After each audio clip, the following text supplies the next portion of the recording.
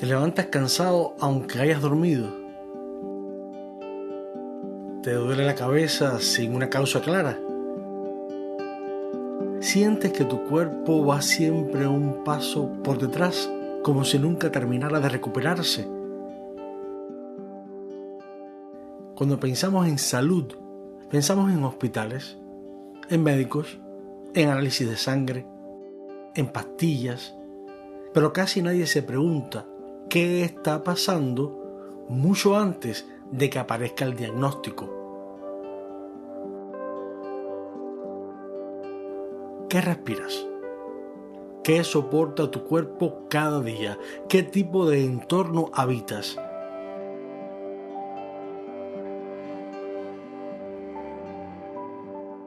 Y esa pregunta importa, porque una parte enorme de los problemas de salud actuales no empieza con una enfermedad, empieza con algo mucho más silencioso, un entorno que desgasta, altera y agrede al cuerpo todos los días, y que hemos aprendido a llamar normal.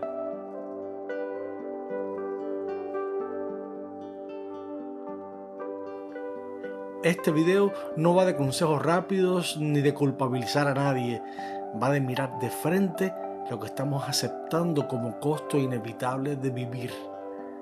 Porque cuando el cansancio se vuelve permanente, cuando enfermar deja de ser una excepción, cuando el malestar se normaliza, ya no estamos hablando de salud. Este es Canal Guardabosques y estamos hablando de cómo convivimos con el mundo que nos rodea.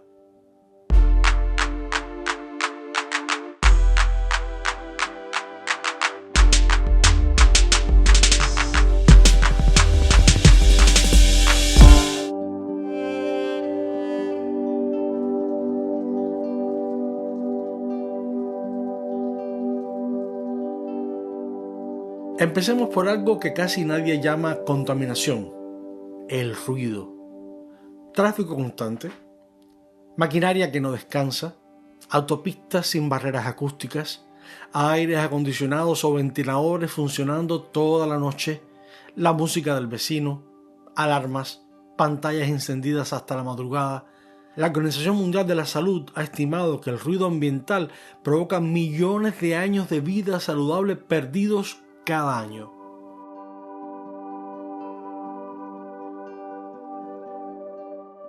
Las cifras más precisas provienen de Europa, no porque allí el problema sea mayor, sino porque es una de las pocas regiones donde se mide de forma sistemática. En América Latina y el Caribe el ruido también enferma y mucho, pero casi nunca se contabiliza, y lo que no se contabiliza no se regula.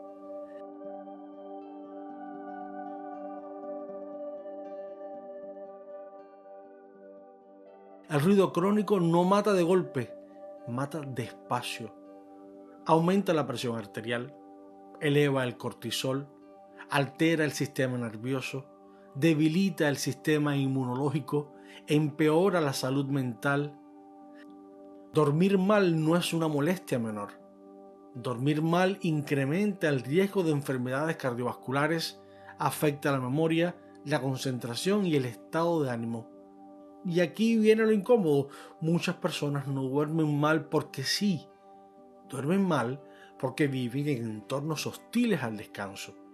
Los barrios atravesados por tráfico constante, en viviendas sin aislamiento acústico, en ciudades donde el ruido no es una excepción sino la norma, o como en Cuba, donde la combinación de apagones, calor extremo y mosquitos convierte el sueño en un privilegio y no en una necesidad básica garantizada. A eso se suma la contaminación lumínica. La luz artificial nocturna bloquea la producción de melatonina, la hormona que regula el sueño, el metabolismo y parte del sistema inmunológico. Dormimos menos, dormimos peor, y lo llamamos estrés, adaptación o vida moderna. Pero no es solo cansancio, es el cuerpo funcionando fuera de ritmo, día tras día. Es fisiología alterada por un entorno que hemos decidido aceptar como normal.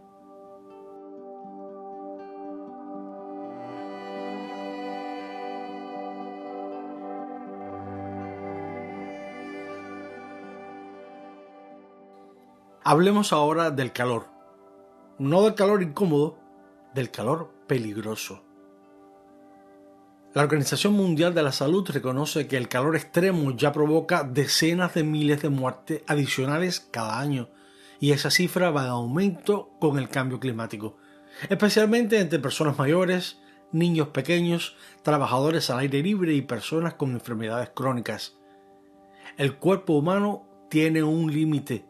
Cuando la temperatura ambiental supera la capacidad de enfriamiento del organismo, el corazón se sobrecarga, los riñones fallan, la deshidratación se acelera y el riesgo de muerte aumenta incluso sin ejercicio intenso. Pero aquí es donde el mapa global se rompe. En muchos países del norte global, el calor se enfrenta con aire acondicionado, vehículos climatizados, edificios aislados y cadenas de frío estables. En Cuba, en buena parte de América Latina y el Caribe, el aire acondicionado es un lujo. La mayoría de los automóviles no están climatizados, muchas viviendas no tienen condiciones térmicas adecuadas y el servicio eléctrico es inestable. El resultado no es solo incomodidad. Cuando falta la electricidad y el calor se mantiene, los alimentos se descomponen, se rompe la cadena de frío y aumentan las enfermedades gastrointestinales, no por descuido individual, sino por condiciones estructurales.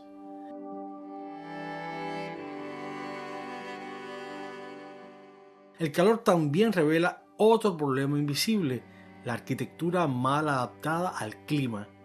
Ciudades con poco arbolado, edificios sin ventilación cruzada, viviendas que no aprovechan la sombra ni la circulación natural del aire, asfalto y concreto acumulando calor durante el día y liberándolo de noche. Dormir se vuelve difícil, descansar se vuelve imposible y el cuerpo nunca se recupera del todo. A esto se suma la exposición prolongada al sol, especialmente en regiones tropicales.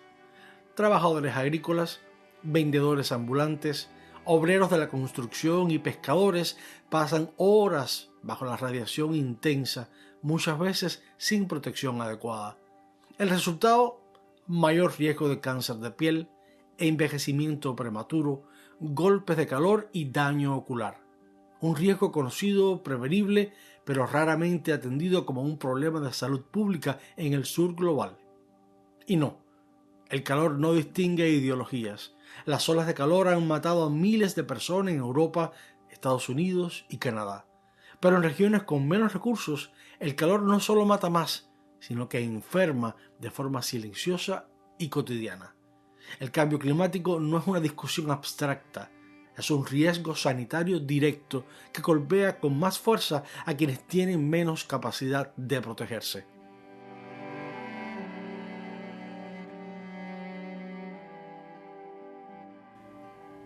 Ahora sí, hablemos del aire, que seguramente es lo primero que pensaron cuando se presentó el tema de salud y medio ambiente.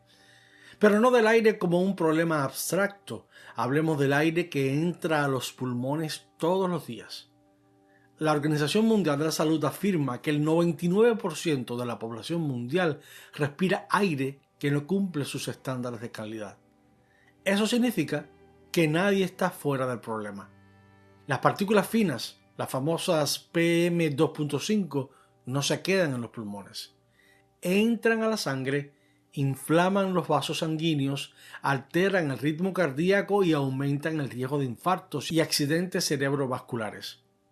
Un estudio global publicado en The Lancet estima que la contaminación ambiental provoca alrededor de 9 millones de muertes prematuras cada año.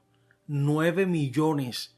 No es solo asma, no es solo tos, es una epidemia silenciosa, normalizada, cotidiana. Y una vez más, no afecta a todos por igual. En muchos países del sur global, el problema empieza con un parque automotor obsoleto, sin filtros de gases, sin controles técnicos reales, vehículos viejos, motores diésel deteriorados, combustión incompleta.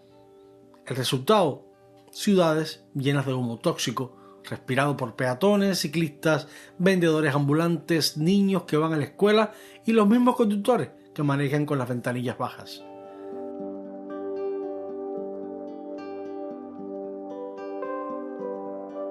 A eso se suma un patrón global poco discutido. Muchas de las industrias más contaminantes ya no se instalan en los países más ricos, se trasladan a países con regulaciones más débiles, menor capacidad de control y poblaciones con menos poder para reclamar. La contaminación no desaparece, se exporta. Y quienes la respiran no siempre se benefician de esa actividad económica. Vivir cerca de autopistas, puertos, aeropuertos o zonas industriales significa vivir con más riesgo, aunque nunca lo hayas elegido conscientemente. En Cuba basta mirar las estadísticas de enfermedades respiratorias agudas en MOA para entenderlo. Décadas de minería de níquel han dejado una huella directa en la salud de la población, especialmente en niños y adultos mayores. No es un misterio, es una relación conocida, repetida, documentada. El aire que respiras dice mucho del lugar que ocupas en la economía global.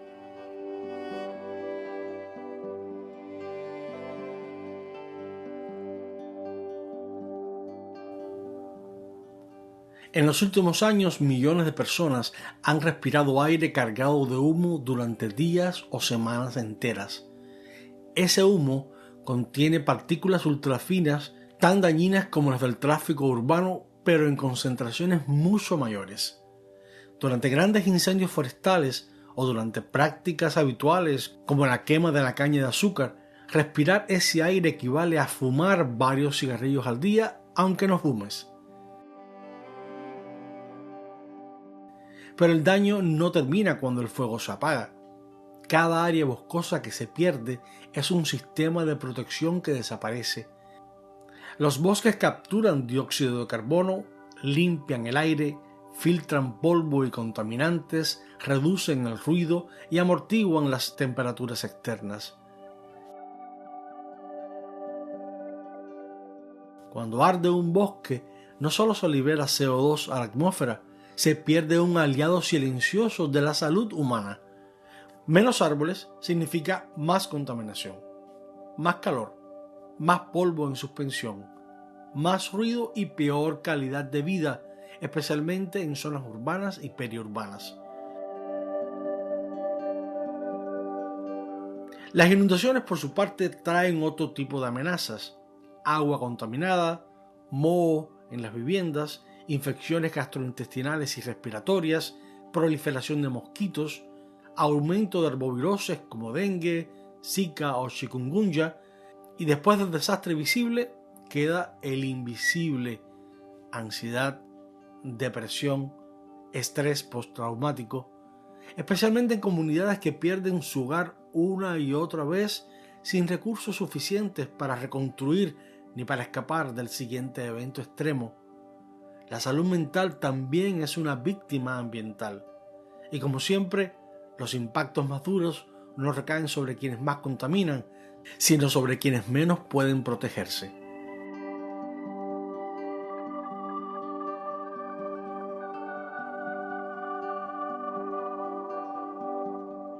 Aquí entramos en uno de los temas más incómodos y menos visibles, porque no hablamos de venenos evidentes, no hablamos de accidentes industriales espectaculares, hablamos de exposición diaria a bajas dosis: plásticos, pesticidas, envases de alimentos, textiles tratados químicamente, productos de limpieza, cosméticos, aditivos inofensivos usados durante décadas.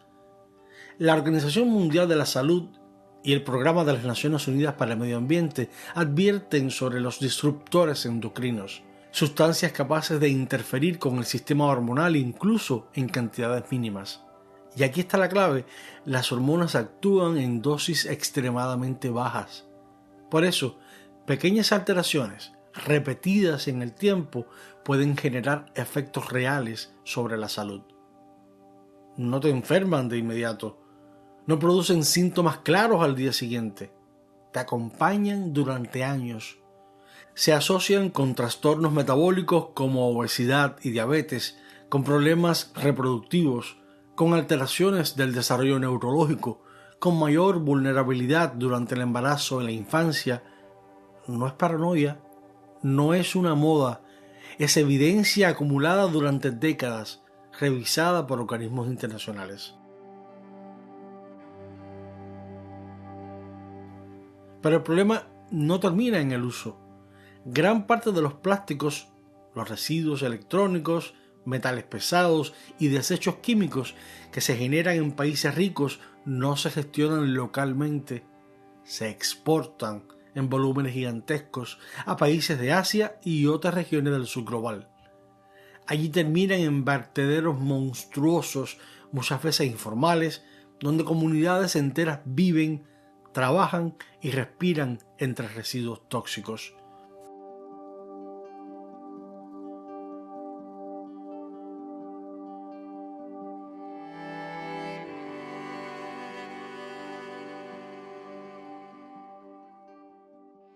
Quema de plásticos, liberación de dioxinas, exposición a plomo, mercurio y otros metales pesados, agua y suelos contaminados.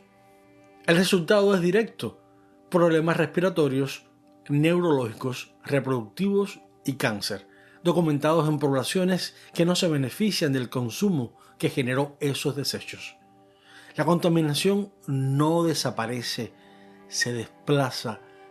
Lo que se regula en un país se tolera en el otro, y la salud de millones de personas se convierte en el costo oculto de un modelo de consumo global.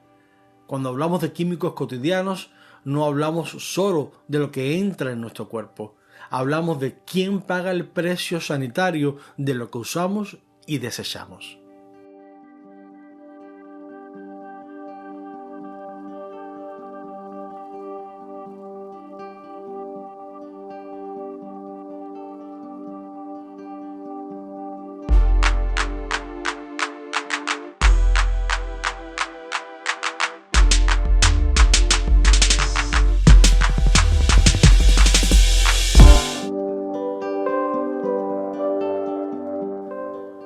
Nada de lo que hemos descrito es casual, no es mala suerte, no es destino, no es una suma de problemas aislados, es el resultado de un modelo de relación con la vida que decidió separar lo humano de todo lo demás, como si el aire, el agua, los suelos, los bosques y los cuerpos fueran compartimentos independientes.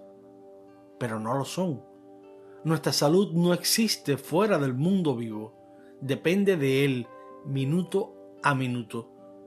Cuando degradamos los ecosistemas, no estamos dañando el medio ambiente, estamos dañando las condiciones que hacen posible una vida humana digna.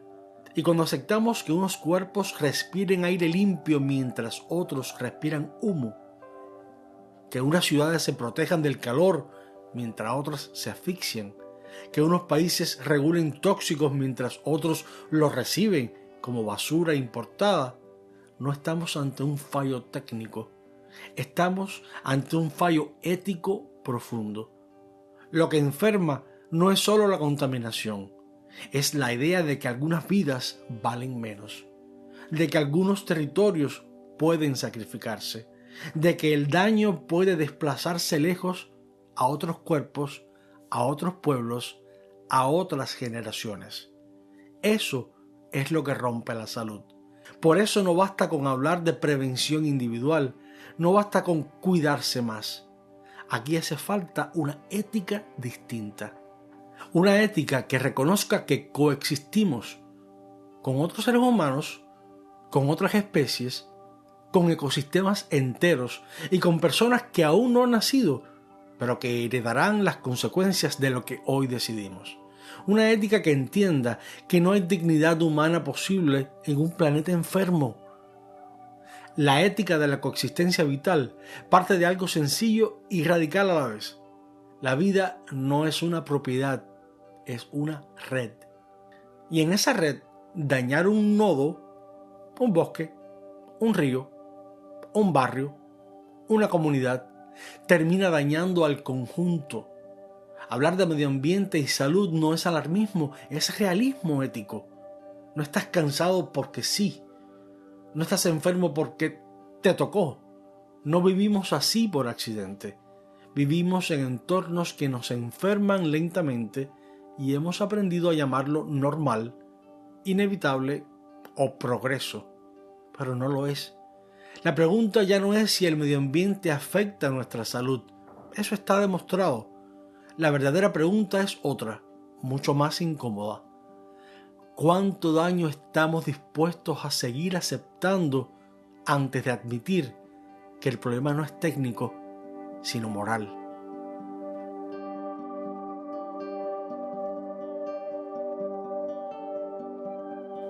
Yo soy Isbel. No olvides suscribirte a Canal Guardabosque si quieres que sigamos conversando sobre medio ambiente.